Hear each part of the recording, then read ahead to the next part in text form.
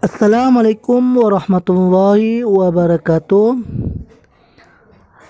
Berjumpa lagi dengan saya Nanda Gibral. Pada hari ini kita akan mempelajari tajwid pada surat Al-A'raf ayat 179.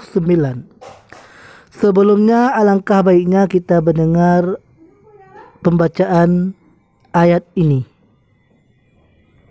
ولقد ذرأنا لجهنم كثيرا من الجن والإنس لهم قلوب لا يفقهون بها ولهم أعين لا يبصرون بها ولهم آذان لا يسمعون بها أولئك كالأنعام بل هم أضل أولئك هم الغافلون. Sadaqallahul azim. Maha benar Allah dengan segala firman-Nya. Baiklah, kita akan membahas hukum tajwid pada ayat ini. Yang pertama ada qalqalah. Qalqalah terbagi dua. Ada qalqalah sughra dan ada qalqalah kubra. Qalqalah sendiri bermakna memantulkan bacaan. Qalqalah sughra dikatakan qalqalah sughra ketika berada di tengah-tengah kalimat, dan dikatakan qalqalah kubra ketika berada di akhir kalimat atau diwakafkan. Contohnya walaqad. Walaqad itu berada di tengah kalimat, maka dikatakan qalqalah sughra. Jika kata walaqad ini kita wakafkan, maka dikatakan qalqalah kubra. Huruf qalqalah ada 5. Qaf, ta, ba, jim, dan dal.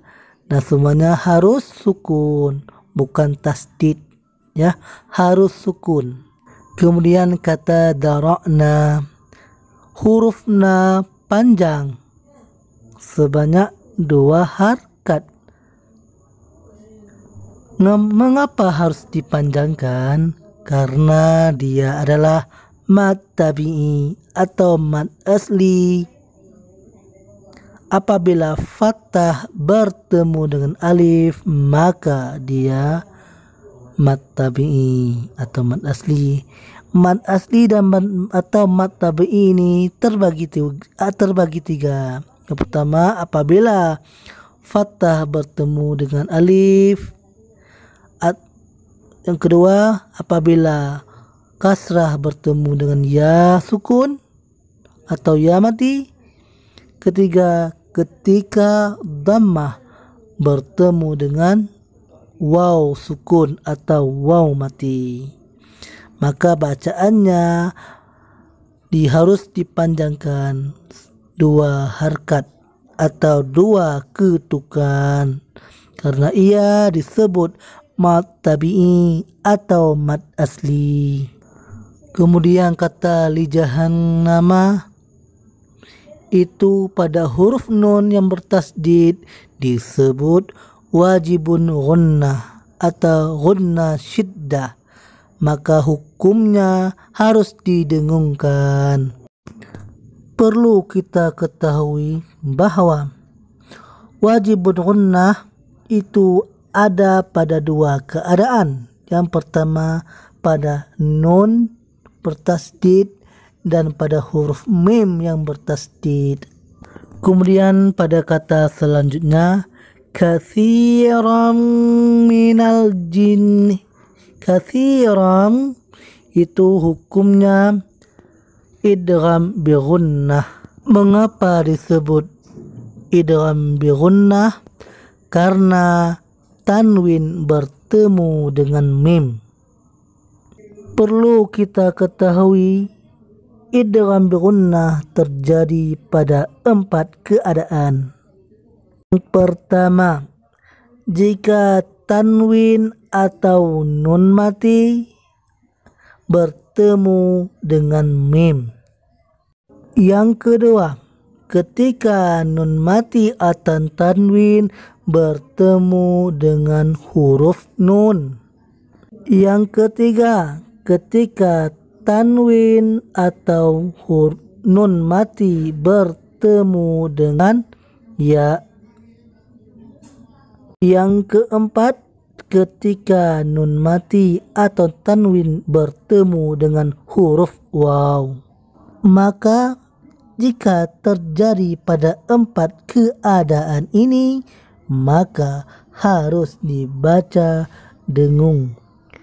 Idgham bi gunnah sendiri adalah memasukkan dengan dengung. Kemudian kata lahum qulubun, mim mati bertemu dengan huruf qaf. Itu disebut dengan izhar syafawi. Izhar syafawi sendiri terjadi ketika mim mati bertemu dengan huruf selain huruf mim dan ba.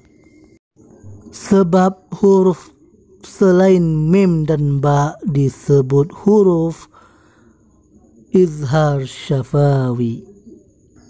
Kemudian kata biha ulaika.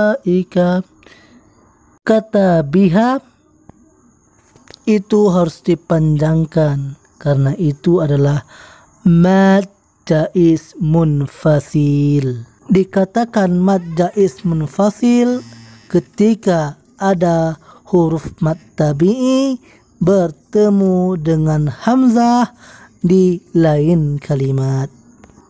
Maka bacaan mad jaiz munfasil 4 atau 5 harakat jika wasal.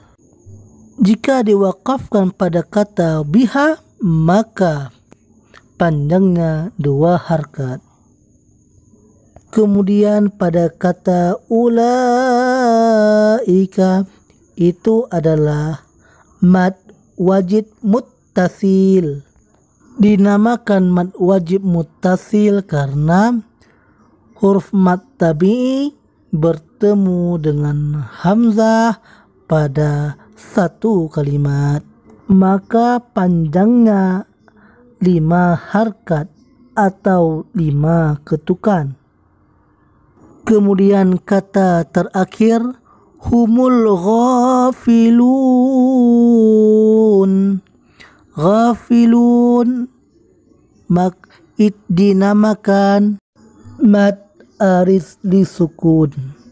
Mad arid disukun terjadi ketika ada mad yang tiba-tiba disukunkan atau diwakafkan.